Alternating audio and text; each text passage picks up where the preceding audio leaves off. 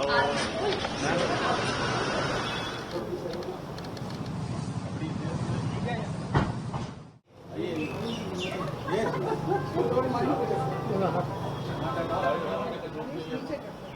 कर सकते हैं, बीच में बात कर सकते हैं।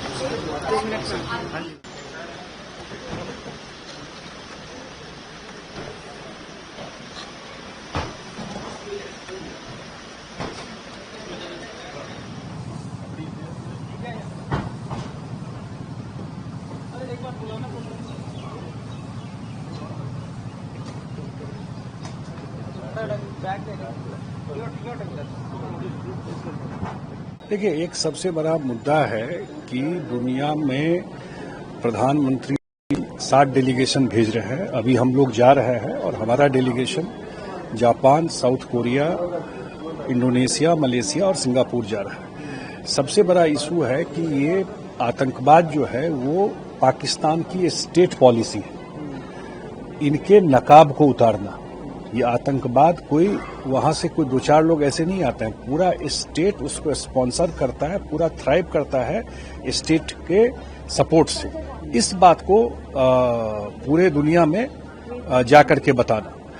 और दूसरी बात जो है, जो एक न्यूक्लियर ब्लफ है, जो हमेशा बोलता है कि मैं आतंक कोई घटना हो गई तो न्यूक्लियर ये इस ब्लफ को भी खत्म करना कि ऐसा नहीं होगा कि हम आपके आतंकवाद और हमारे यहाँ आकर के टेररिस्ट एक्टिविटी करते रहिए और उसको हम झेलते रहेंगे। तीसरा है सिंधु इंडस रिवर का जो इशू है, वो सब इशू जब भी 1960 में हुआ, उस समय उसका सबसे बड़ा था कि फ्रेंडली और कॉपरेशन के रहेगा दोनों कंट्री में। वो सब तो कुछ बचा नहीं। सर, महबूब मुफ्ती कह रहे हैं कि ये जो कदम अब उठाए जा रहे हैं, डेलीगेशन भेजा जा रहा है, ये और पहले कर लेना चाहिए था। अब क्या कह रही है तो उनको तो रिस्पॉन्ड मैं नहीं करूंगा।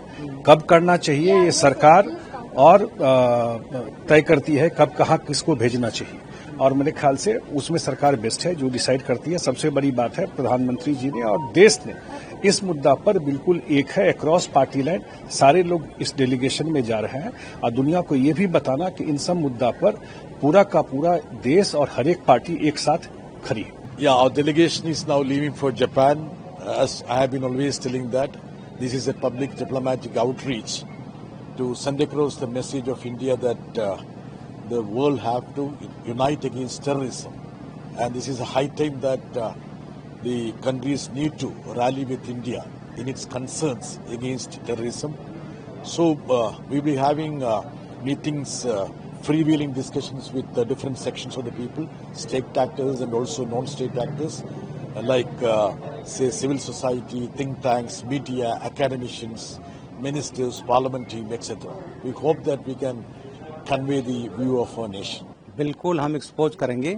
और पाकिस्तान अभी एक केवल 22 अप्रैल की बात नहीं थी, ये तो हमेशा पिछले 30 वर्षों में भारत में आतंकवाद फैलाता रहा। हम इसको आतंकिस्तान कहते हैं। और जो तमाम बड़ी बड़ी घटनाएं की 26/11 मुंबई, उत्तर प्रदेश में हमारे सीआरपीएफ अटैक, हमारे साइंटिस्ट पर 2005 में हमला बंगलौर में, बड़ी बड़ी घटनाएं। उसके बाद जब उरी का हुआ तो मोदी जी ने उस पर, हम लोगों ने उनके निर्देश पर सर्जिकल स्ट्राइक हुआ। 2019 किया इन्होंने पुलवामा, फिर हम लोगों ने एयर स्ट्राइक किया। हम लोग समझते पाकिस्तान सुधर जाएगा, नहीं सुधरा। फिर 22 अप्रैल को जो नृशंस इन्होंने 28 लोगों की हत्याएं की, उसके बाद ऑपरेशन सिंदूर चला। हमारा केवल टारगेट था उनके आतंकी ठिकाने, उनको हमने बर्बाद कर दिया। लेकिन हम जानते थे कि पाकिस्तान अपनी ओछी हरकत से बाज नहीं आया। उसने हमला किया और हमने उसके जो जितने उसके असलहे थे, मिसाइल्स थे, ड्रोन्स थे, उसको हमने बर्बाद कर दिया। और उसके बाद भारत को रिटेलिएट करना पड़ा और हमने उसके 11 एयर बेसेस तबाह कर दिए। पाकिस्तान घुटनों पर आ गया। लेकिन हमें इसको पूरी दुनिया में, वर्ल्ड कम्युनिटी को इसमें पाकिस्तान को एक्सपोज करना, उसी सिलसिले में हमारी डेलीगेशन जा रहा है। ऑपरेशन सिंदूर और उसके जो परिणाम थे उसको पूरी दुनिया ने देखा है। पहलगाम में जो अटैक हुआ वो अटैक कैसे हुआ और जो तत्व ये सब अटैक करवा रहे हैं उनके ऊपर हमने क्या एक्शन लिया। माननीय वड़ा प्रधान श्री नरेंद्र भाई मोदी जी को पूरी दुनिया से पूरा समर्थन इस आतंकवाद के खिलाफ की लड़ाई में मिला है। ऐसा नहीं हुआ है कि हमारे साथ सिर्फ चंद 2-3 देश आकर खड़े रहे हैं। सभी लोगों ने इस आतंकवाद के सामने की लड़ाई में हमारा पुरजोर से समर्थन किया था और इस आतंकवाद की लड़ाई को और इस लड़ाई को ज्यादा मजबूत बनाने के लिए पूरे विश्व को इसमें साथ जोड़ने के लिए यह डेलीगेशन आज जा रहा है। हमारे लीडर श्री संजय झा जी के अध्यक्षता में हम सब विविध 5 देशों का दौरा करेंगे और अलग अलग सेक्शन से हम बातचीत करेंगे और पूरा विचार जो भारत का विचार है उसको आगे रखेंगे।